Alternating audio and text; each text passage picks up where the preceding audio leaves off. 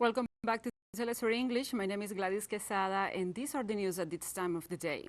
The alleged leader of the Haitian gang 400 Mawozo threatened to kill the 17 kidnapped missionaries if he did not receive the total amount of the ransom. In a video released through social networks, alias Assange threatened to kill the U.S. and Canadian missionaries kidnapped some days ago. In the video, the man also threatened the Haitian Prime Minister Ariel Henry and the now former Chief of Police Leon Charles, showing several coffins. Haitian authorities said that the Haitian gang is demanding $17 million for the release of the group of missionaries, 16 of whom are U.S. citizens and one Canadian.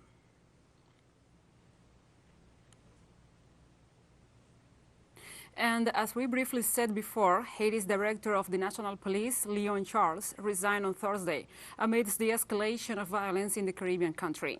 Leon's resignation was announced by Prime Minister Ariel Henry, who confirmed to the press that the now former chief was replaced by Franz Elbe without giving further explanation. Elbe was regional director in NIP's department, southwest of Port-au-Prince. During Charles' term of office, the spiral of violence worsened, tripling the number of kidnappings and giving rise to open gang warfare.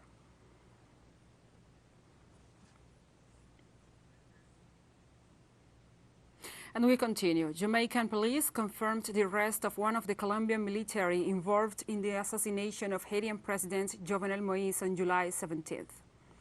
The suspect is Marco Antonio Palacios, who had an arrest warrant issued several days ago. For reasons that have not been disclosed, this arrest was kept a secret. According to the brief police report, the Colombian military officer was arrested for violations related to immigration laws, but later became the object of an Interpol red alert. According to reports from both Haitian and Colombian authorities, Palacios was part of the first group that entered the presidential house the night Moïse was assassinated and his wife wounded.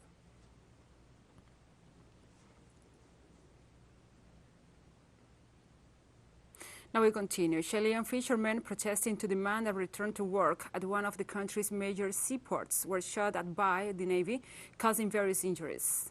More than 200 fishermen in boats of different sizes protested in the port of Valparaíso on Wednesday to demand the Chilean government fulfill an agreement to build a new dock at the port for their use. According to their lawyer, the workers expect to be compensated for the next 4 years during which they will be unable to work.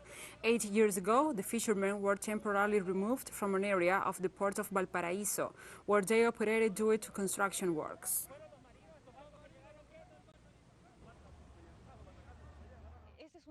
They are very fragile ecosystems, so a little less rain or a little more rain will take them out of this kind of balance they are in and can change them.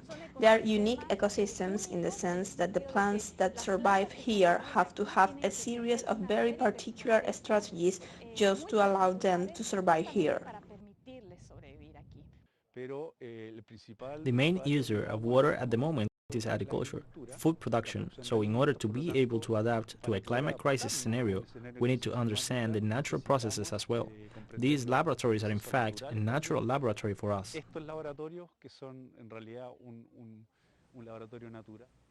And we'll be right back after this very short break, so don't go away.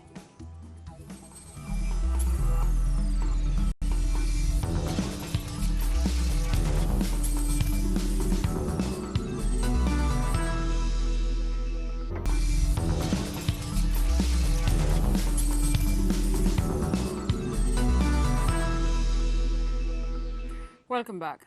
On Friday, the Belmarsh tribunal held a hearing on the crimes committed by the United States while persecuting and harassing WikiLeaks editor Julian Assange. The hearing, convened by the Progressive International Organization, takes place after the revelation of the CIA plot to kidnap and assassinate Assange while he was in the Ecuadorian embassy in London, while the judicial procedures to extradite him to the United States continue. The Belmarsh Tribunal is an instance based on the Russell-Sartre People's Tribunal, established to investigate the United States intervention in the Vietnam War. The court will hold its first physical proceedings in London at Convocation Hall, Church House, Westminster, after operating telematically due to the COVID-19 pandemic. It will seek to bring together leading figures in politics, law and journalism to shed light on the U.S. crimes that were revealed by WikiLeaks, but also to discuss the crimes committed against Assange after exposing the illegal actions committed by the U.S. government. Assange's case will see a new hearing on October 27th and 28th.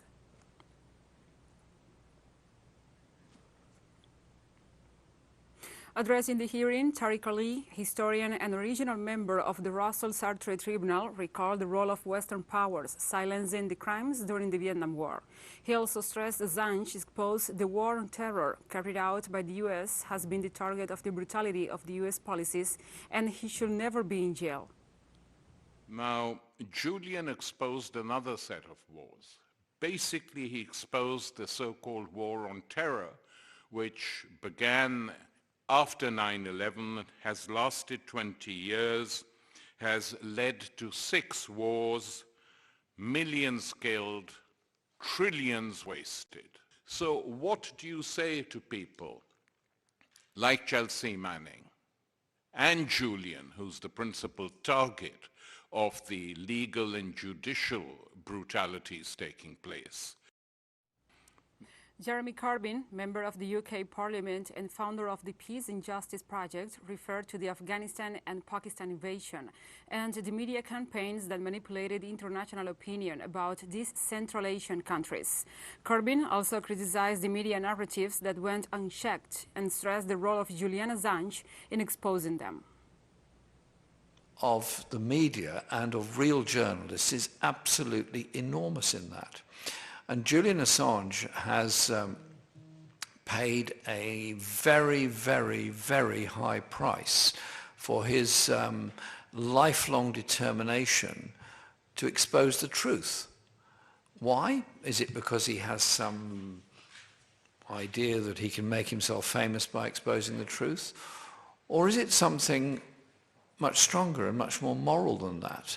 The belief that by exposing the truth, you can save lives, you can stop wars, and you can make sure that democracies function properly by holding all public officials, elected or unelected, to public account. And that's why the role of Julian Assange in all of this is so important.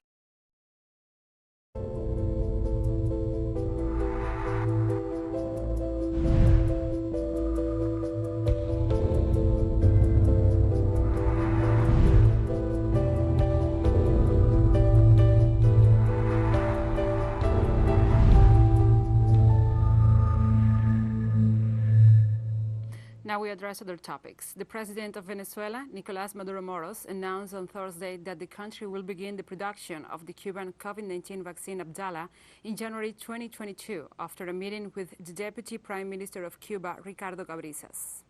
In this sense, after the meeting, the Venezuelan president stressed that soon 56% of the country's population has already been immunized against COVID-19, and it is expected in December to arrive in the country 16 million doses of the Cuban immunizer Abdala to complete the vaccination scheme. We are thinking of producing the Cuban vaccine in Venezuela, and coordinations has already been made. So, in January, to be in condition. In January, with a vaccine production plant that was an investment of our commander Hugo Chavez of the world's greatest technology. Already coordinated with the scientific institutions of Cuba and produce the Abdala vaccine in Venezuela. We are thinking of The Cuban government reported an almost 100% of the vaccinable population has already received at least 1 dose of the vaccines produced in the island against COVID-19.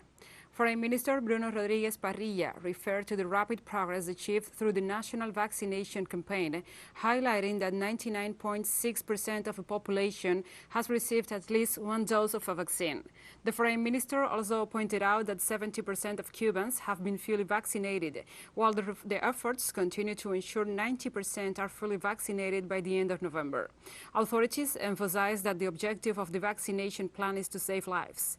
Official numbers place Cuba as the country with the highest immunization rate in the Americas and the nation with the highest daily vaccination rate in the world.